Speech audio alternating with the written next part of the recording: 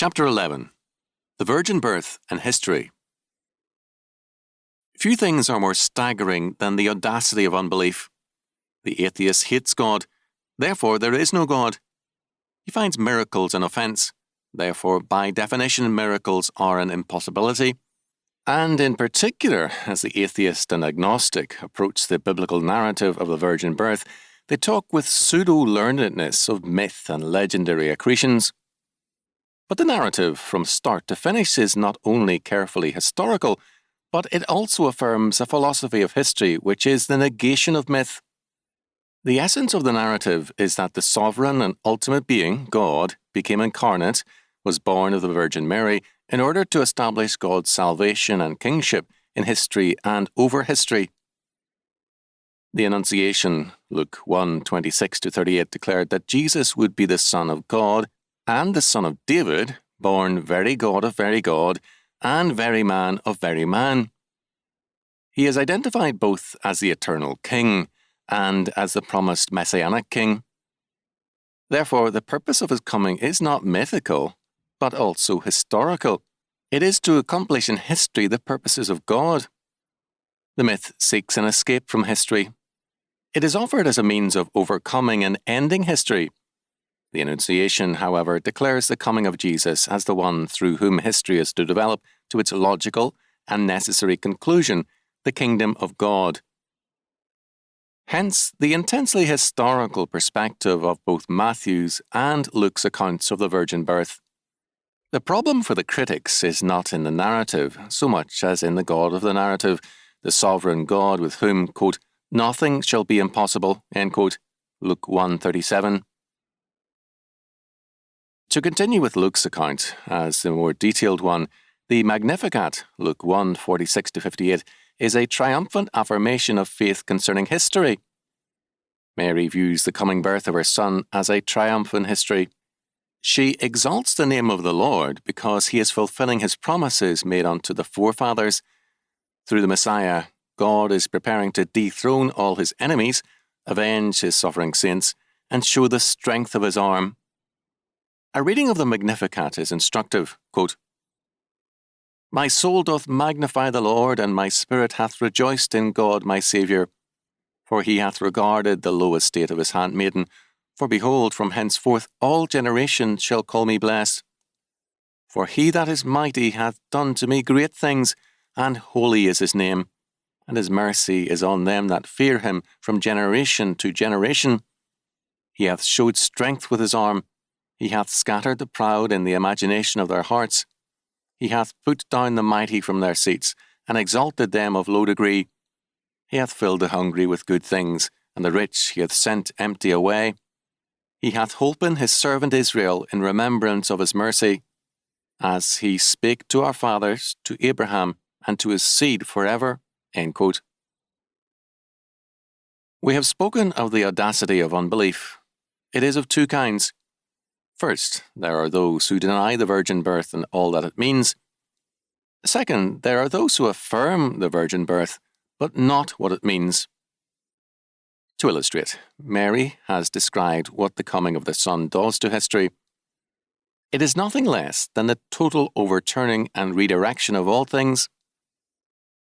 The major step in this overturning is the coming of the Son. After that, all things else follow inevitably in the course of time, so that they can be spoken of as, in effect, already accomplished. Arndt admits that the Magnificat means that, quote, through the Messiah, God will dethrone all enemies, end quote. This is well stated. The Magnificat can mean little else. Then what shall we say when Arndt adds later, with reference to 152, quote, in my opinion, the meaning of the words of Mary is exclusively spiritual, end quote, and adds as proof, quote, the coming of Jesus did not abolish political tyrannies and earthly poverty, end quote. Is this not likewise a form of unbelief and a rejection of history?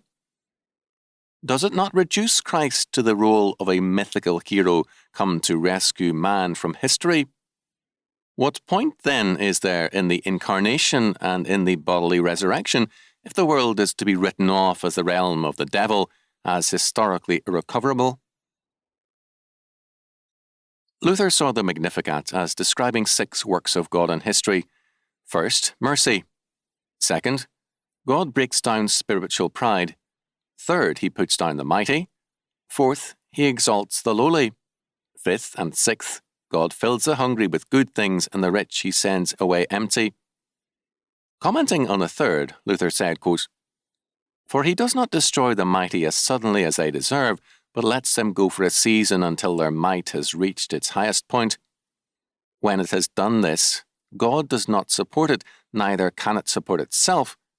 It breaks down of its own weight without any crash or sound, and the oppressed are raised up, also without any sound, for God's strength is in them, and it alone remains when the strength of the mighty has fallen." Observe, however, that Mary does not say he breaks the seats, but he casts the mighty down from their seats. Nor does she say he leaves those of low degree in their low degree, but exalts them.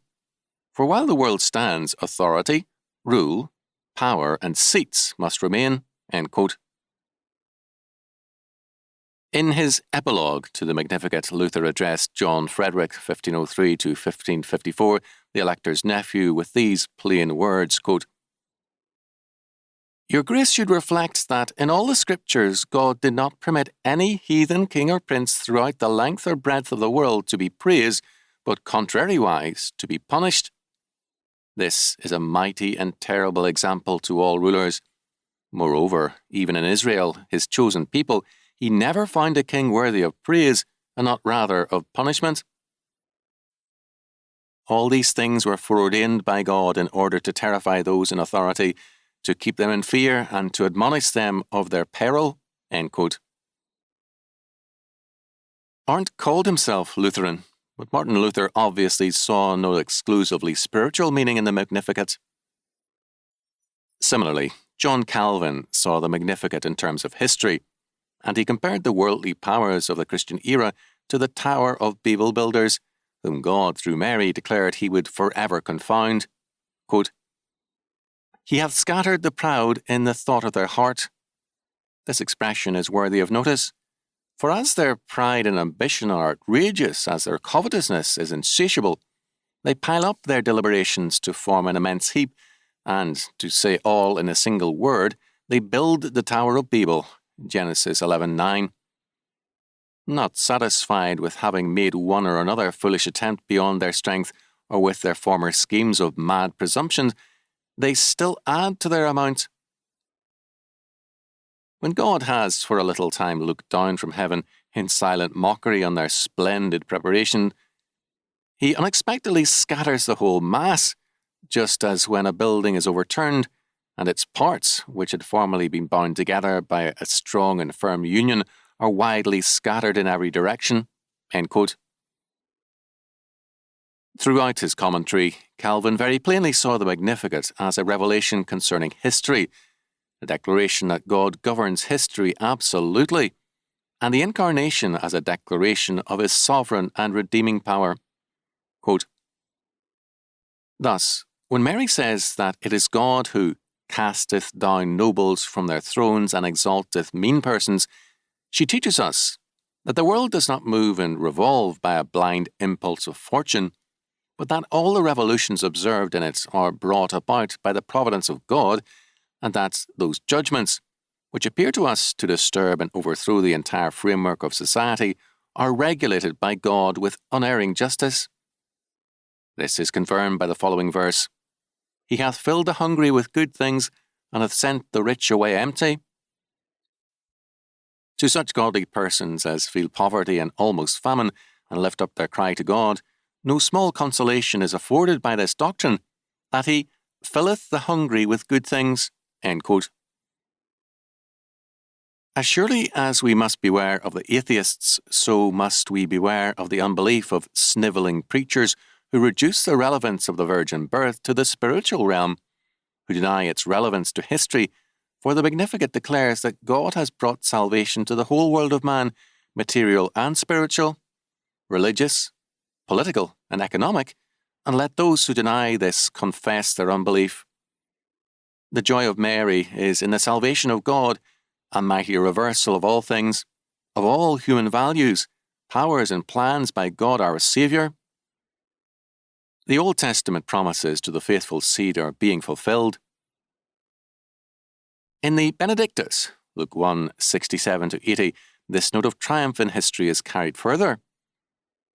Zacharias rejoiced in the fact that God keeps his promises, quote, as he spake by the mouth of holy prophets, end quote.